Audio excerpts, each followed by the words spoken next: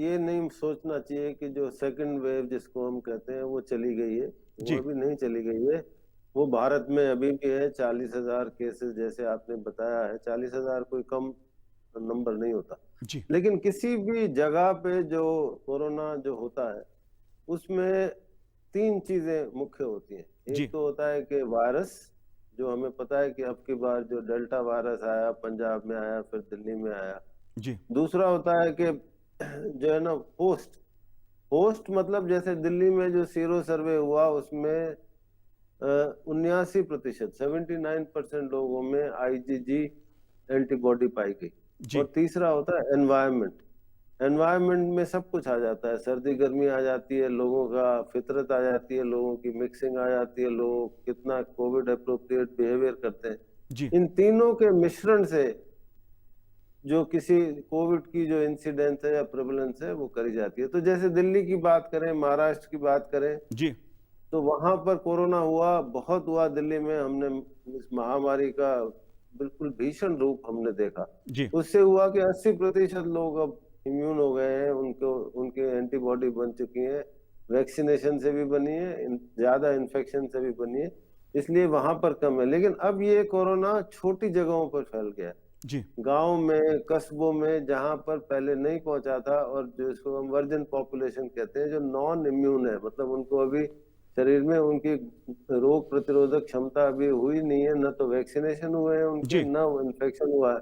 तो वहां पर ये हुआ है। तो मैं ये आपके माध्यम से बताना चाहता हूं कि अभी हमें सतर्क रहने की जरूरत है। और दूसरी बात यह है कि जो पहले वुहान वाला वायरस आया, उसमें फर्स्ट वेव आई, सेकंड वेव डेल्टा से आई, जी, अब डेल्टा प्लस का खतरा मंडरा रहा है। तो ये जो आरएनए वायरस होता है, ये इसका म्यूटेशन इसकी फितरत होती है। जी, तो ये म्यूटेशन करते रहते हैं, और कोई कोई म्यूटेंट ऐसा होता है जो इसको कहते हैं वेरिएंट ऑफ कंसर्न हो जाता है। मतलब जो इन्फेक्शन भी करता है, हो सकता है इन्फेक्शन ज्यादा भी करे। जी, ये सबसे बड़ा खतरा जो अब दुनिया में मंडरा रहा है वो ये है कि क्या कोई ऐसा वेरिएंट आ जाएगा जो कि वैक्सीन की इम्यूनिटी को भी बाईपास कर ले। तो जी, इसलिए जो हमारे पास जो सबसे सख्त वैक्सीन है वो है हमारा बिहेवियर, हमारा अप्रोप्रिएट बिहेवियर। उसको हमें कम से कम 2021 तक उसका पालन करना पड़ेगा। वातावरण का असर अगर होता भी है तो एटलीस्ट वैज्ञानिक उसका कोई हमारे पास प्रमाण नहीं है। और आप सबसे, मैं उसका ज्वलंत उदाहरण, और जो मैं जो बात जो आपसे कह रहा हूँ ना, जी, उसका ज्वलंत उदाहरण है धारावी।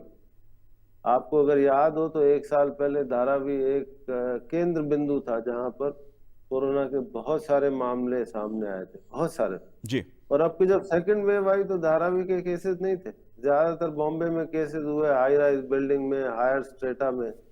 तो जहां पर जिस भी कम्युनिटी में कोरोना की वेव आ जाती है, उसमें इम्यूनिटी डेवलप हो जाती है, जिसको हम हर्ड इम्यूनिटी कहते हैं। इस बारे में अब सब जानते हैं। हर्ड इम्यूनिटी या तो इन्फेक्शन के जरिए होती है या फिर वैक्सीन के जरिए होती है। जी, तो अब जो ये हो रहे हैं, महाराष्ट्र की बात करें तो मुंबई में इतने केसेस नहीं है। जो केसेस हैं जलगांव में और दूसरे शहरों में, डिस्ट्रिक्ट लेवल पे केसेस हो रहे हैं। तो उसके बहुत सारे कारण होते हैं, लेकिन मुख्य कारण यही है कि जहां पर वैक्सीनेशन पूरा नहीं हुआ है। अब जैसे यू, इंग्लैंड की बात करें तो 60% जनता वैक्सीनेशन हो चुकी है। यूएसए में 50% से ज्यादा एडल्ट वैक्सीनेट हो चुके हैं।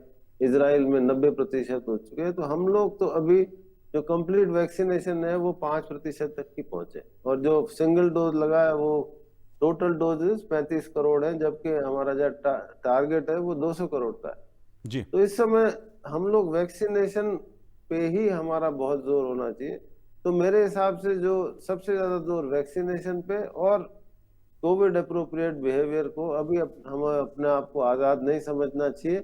और ये जो कोरोना जो है अब शहरों से मेट्रो को छोड़ के, मेट्रो में कम होके ऐसी जगहों पर पहुंच रहा है जहां पर ये पहले नहीं पहुंचा था, क्योंकि वहां पर जो पॉपुलेशन है जी, वो वो इसकी उन इम्यून नहीं है, उनको ना वैक्सीन लगी है, ना वो उनको इन्फेक्शन हो चुका है। जी, एक तो भ्रम इसलिए हुआ कि जो सेकंड वेव बहुत सख्त आई, किसी किसी मित्र ने वैक्सीनेशन लगा दिया, उसके 5 दिन बाद उसको बुखार हो गया, उसको कोरोना हो गया। जी, उसको कहते हैं incidental, it is not breakthrough infection. जी कई लोगों को इन्फेक्शन हुआ जिन्होंने एक डोज लगा दिया था, और कुछ लोगों को ऐसे भी हुआ कि कंप्लीट वैक्सीनेशन के बाद भी कोरोना का इन्फेक्शन हुआ। तो फिर वो सोचते हैं भाई क्या फायदा हुआ हमें वैक्सीनेशन के। तो इसके बारे में हमें समझना है कि जैसे हम कोवैक्सीन की बात करें तो उसकी जो एफिकेसी होती है वो है 77.8%, जो जी फेज 3 ट्रायल आई है। कोविशील्ड वैक्सीन है, अगर हम उसको 3 महीने का अंतराल देते हैं तो उसकी एफिशिएंसी करीब 75% बैठती है। जी इसका मतलब कि जिन 25% फिर भी चांस है कि इन्फेक्शन होगा। लेकिन सिल्वर लाइनिंग क्या है? सिल्वर लाइनिंग ये है कि अगर आपको वैक्सीन कंप्लीट होने के बाद भी अगर इन्फेक्शन हो जाता है तो वो इन्फेक्शन माइल्ड होगा, आपको आईसीयू में नहीं पहुंचेंगे, आपके डेथ के चांसेस ऑलमोस्ट जीरो हो जाते हैं। दूसरी बात यह है कि वैक्सीन लगने के बाद आदमी अपने आप को आजाद ना समझे, घूमने ना लग जाए, मास्क को भी दूर ना फेंक दे कि भाई मेरे को तो कंप्लीट वैक्सीनेशन हो गया, क्योंकि इन्फेक्शन के चांसेस फिर भी बनते हैं। जी जैसे जैसे हम सीखते जा रहे हैं हमें ये पता है कि वैक्सीन हमें सीवियर बीमारी से तो बचाता है, लेकिन इन्फेक्शन फिर भी हो सकता है। और इन्फेक्शन क्योंकि माइल्ड होता है और या एसिम्प्टोमेटिक होता है, तो आदमी को पता नहीं चलता कि उसको कोरोना हो गया, और अगर वो मास्क नहीं पहनेगा तो वो फैलाएगा। जी और ये हमें विदित है कि 60% ट्रांसमिशन जो होता है ऑल ओवर द वर्ल्ड, वो या तो एसिम्प्टोमेटिक, मतलब जिनको सिम्टम नहीं होते, या जिनको हल्के फुल्के सिम्टम्स होते हैं, उन्हीं के द्वारा होता है। तो ये मैं इसलिए बताना चाहता हूँ कि यूनिवर्सल मास्किंग और हैंड वॉशिंग और सोशल डिस्टेंसिंग की प्रक्रिया को हमें वैक्सीन लगाने के बाद भी पूरा करना है। और दूसरी भ्रांति जो है वो साइड इफेक्ट्स के बारे में, जी कि भाई किसी को पैरालिसिस हो गया, किसी को दौरा पड़ गया, किसी को ये हो गया। तो मैं ये बताना चाहता हूँ कि सारी जिंदगी तो नफे और नुकसान के बीच में चलती है। आप सड़क पार करते हैं तो भी हल्का फुल्का खतरा होता है कि कोई एक्सीडेंट ना हो जाए, कुछ लग ना जाए। जी तो जो जो हमारे पास वैज्ञानिक प्रमाण है, जो जो कॉम्प्लिकेशन रेट है जो कोविशील्ड वैक्सीन से 0.6 पर मिलियन, मतलब 10 लाख में से 0.6 सीरियस कॉम्प्लिकेशन।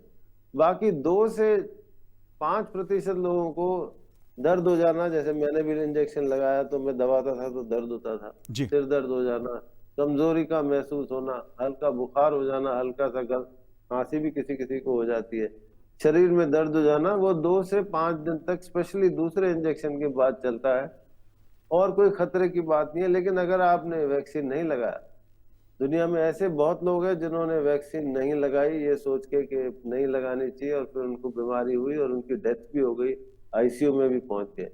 इसलिए आपके माध्यम से बताना चाहता हूं कि ये वैक्सीन ही चीज है। जी पहले हम पहली वेव में कहते थे टेस्टिंग टेस्टिंग टेस्टिंग, डब्ल्यूएचओ ने बोला। अब मैं कहता हूँ वैक्सीन वैक्सीन वैक्सीन, क्योंकि इसी के बेसिस पे अमेरिका आजाद हुआ है। अभी अमेरिका में सब नॉर्मल लाइफ हो गई है, जी इजराइल बिल्कुल में नॉर्मल लाइफ हो गई है। तो हम भी अगर वैक्सीन को अपनाएंगे तो हम एक नॉर्मल जिंदगी व्यतीत करने का सपना देख सकते हैं, जी वरना बिल्कुल बहुत मुश्किल।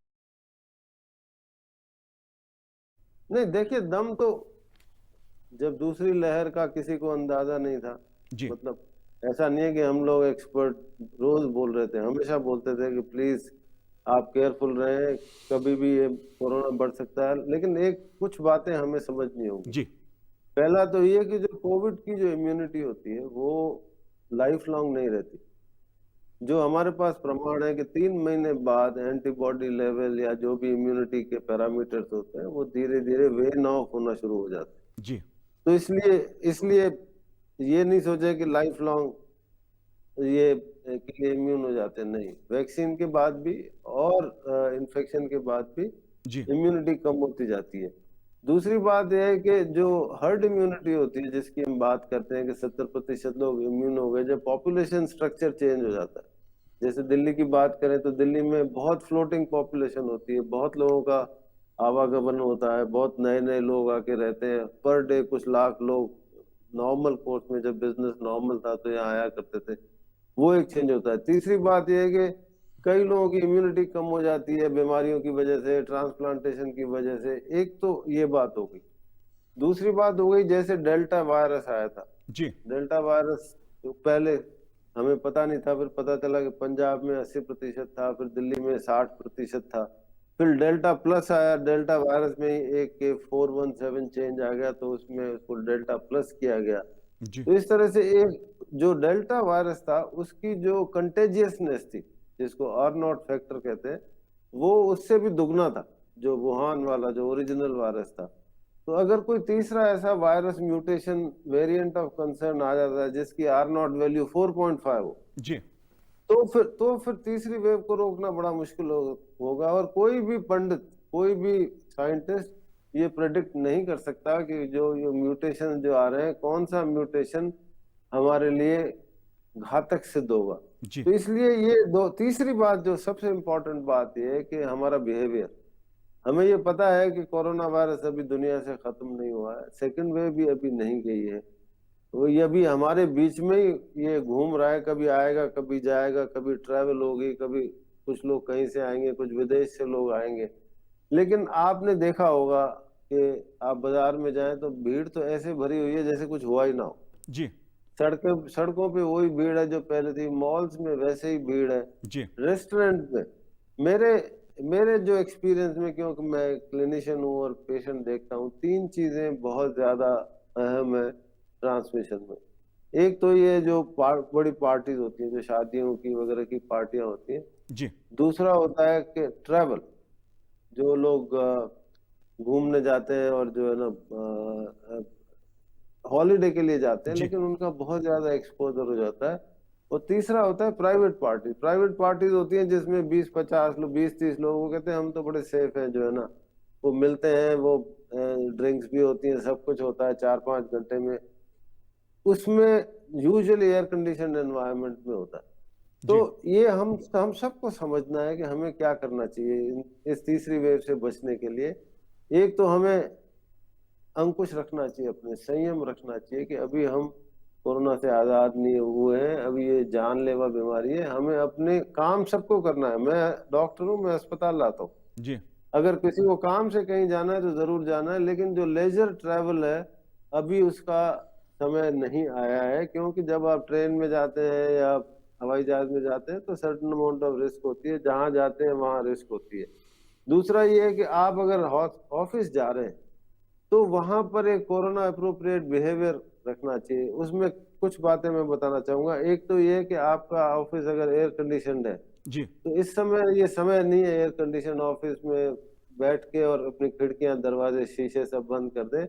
उसमें वेंटिलेशन होना चाहिए, क्योंकि हमारे उसमें जो एयर एक्सचेंज चाहिए होती है इन्फेक्शन कंट्रोल के लिए, वो किसी भी ऑफिस में नहीं होती है। जी तो इसलिए अगर हो सके तो, अगर मौसम ठीक हो तो कोई खिड़की, कोई एग्जॉस्ट, कोई खुला हुआ रहना चाहिए।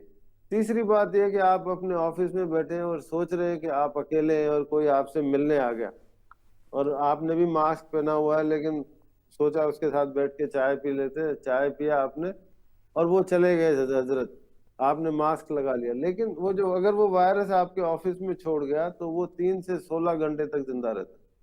तो इसका मतलब ये है कि जब आप ऑफिस में बैठे हैं तो अब कोविड अप्रोप्रिएट बिहेवियर के दौरान आप चाहे वॉशरूम में जाएं, चाहे अपने ऑफिस में बैठे, अपने मास्क को बिल्कुल नीचा नहीं करना है। जी अगर ये सब बातों का पालन करेंगे तो हम कोरोना के ट्रांसमिशन को रोक पाएंगे, क्योंकि इसका रूप कैसा आएगा और कैसा नहीं आएगा अभी कोई नहीं बता सकता। लेकिन अगर हम अपने बिहेवियर को कंट्रोल में रखेंगे, जब तक वैक्सीनेशन 70% लोगों को नहीं हो जाता भारत के, जब तक हमें हर्ड इम्यूनिटी नहीं हो जाती जैसे कि अमेरिका में डेवलप हो गई है, जी तब तक हमें इस कोरोना अप्रोप्रिएट बिहेवियर को रखना पड़ेगा। नहीं तो थर्ड वेव का आना लाजमी है, वो पक्का आएगी। किस रूप में आएगी, कितनी भयानक होगी, ये वैज्ञानिक विश्लेषण का तो आधार नहीं है। लेकिन जो स्पेनिश फ्लू आया था 1910 में, जी 1918 में, जी उसका रूप करीब ऐसा ही था। वो 3 साल तक चली थी। लेकिन उससे ज्यादा इम्पोर्टेंट ये है कि जो सार्स है, ये कोरोना वायरस है, वो फ्लू था। तो ये जो सार्स 1 आया था 2012 में, जी सार्स 1 में यही वायरस था, कोरोना वायरस का ही एक रूप था। वो भी चाइना से शुरू हुआ था, इंसिडेंटली वो भी एनिमल सोर्सेज से शुरू हुआ था। जी। लेकिन उसकी जो मौत की दर थी, जो 65 साल से बड़े थे और जिनको कोमॉर्बिडिटी थी, वो 50% से भी ज्यादा थी। जनरल पॉपुलेशन में उसकी मौत की दर 7 से 17% थी। सरप्राइजिंगली 12 साल से छोटा कोई भी बच्चे की डेथ नहीं हुई थी उसके दौरान। लेकिन उसमें और इसमें फर्क ये है कि इसकी कंटेजियसनेस में फर्क है।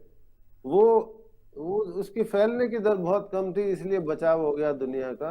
जी। ये जो कोरोना आया, इसकी कंटेजियसनेस बहुत ज्यादा थी, इसलिए एक पेंडेमिक का रूप ले लिया। तो जी। ये 100 साल के बाद एक पेंडेमिक आया है, इसका करीब करीब फ्लू से। लेकिन आप ये सोचो कि उस समय कोई पीसीआर टेस्ट नहीं था, उस समय किसी को पता नहीं था ट्रांसमिशन क्या होता है, उस समय किसी को पता नहीं था बचाव क्या था, ट्रीटमेंट क्या होता है, ऑक्सीमीटर, कुछ भी तो नहीं था। तो फिर 5 से 10 करोड़ लोग मर गए थे उस समय। जी। लेकिन हमें इस समय भी तो बहुत डेथ्स हुई है, हम इलाज के बावजूद भी इतनी सारी डेथ्स हुई है। और अगर अगर नया अगला वायरस अगर इससे भयानक रूप लेके आएगा, जैसे कि सार्स 1 में हुआ कि 50% से ज्यादा लोगों की डेथ हो गई कोमॉर्बिडिटीज के साथ, तो हम परेशानी में आ जाएंगे। तो इसलिए इसलिए हमें सिर्फ वैक्सीन ही और कोविड अप्रोप्रिएट बिहेवियर, ये दो ही चीज है जी। जो हमें बचा सकती हैं, और इसी का हमें पालन करना है। जी।